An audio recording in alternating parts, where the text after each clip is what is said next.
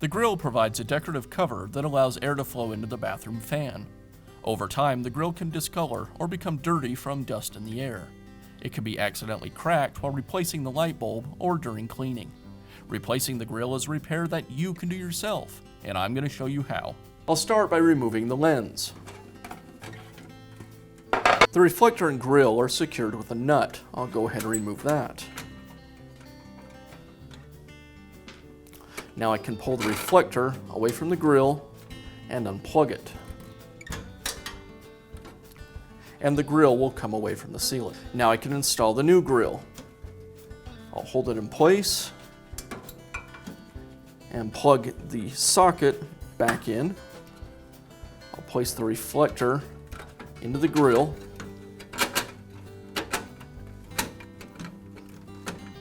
Once it's in place, I'll resecure it with the nut.